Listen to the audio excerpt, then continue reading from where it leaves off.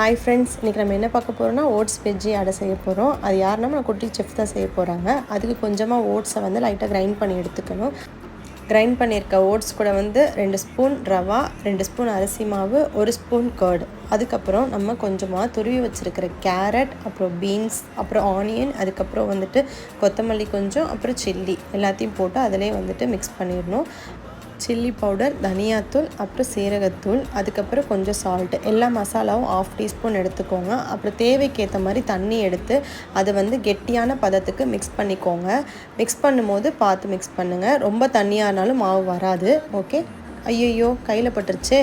Okay, அந்த மிக்சரை நம்ம ஒரு இதுக்கு ஏற்ற மாதிரி அடைக்கு ஏற்ற மாதிரி மிக்ஸ் பண்ணிவிட்டு அது தவாவில் போட்டு நல்லா மெலிசாக தட்டிட்டு 1/2 டீஸ்பூன் கீ, அதுக்கப்புறம் கொஞ்சமாக எண்ணெயும் விட்டுக்கோங்க. இது வந்துட்டு டயட் ஃபுட்டாக இருந்தால் நீங்கள் வந்து நெய்யும் ஆயிலும் ஸ்கிப் பண்ணிக்கோங்க. நான் குழந்தைங்களுக்குனால நெய்யும் ஆயிலும் கொஞ்சம் எக்ஸ்ட்ரா சேர்த்துக்கிட்டேன். அப்புறம் பிளேட்டில் ஷயானே போட்டு நல்லா அந்த அடைய சட்னி கொஞ்சம் வச்சு நல்லா சாப்பிட்டா அவர் சாப்பிட்டு என்ஜாய் பண்ணது இல்லாமல் அவங்க தங்கச்சிக்கு கொடுத்து நல்லா என்ஜாய் பண்ணி சாப்பிட்டாரு. நீங்களும் இதை ட்ரை பண்ணிவிட்டு எப்படி இருக்குன்னு சொல்லுங்கள் ஃப்ரெண்ட்ஸ். பாய்.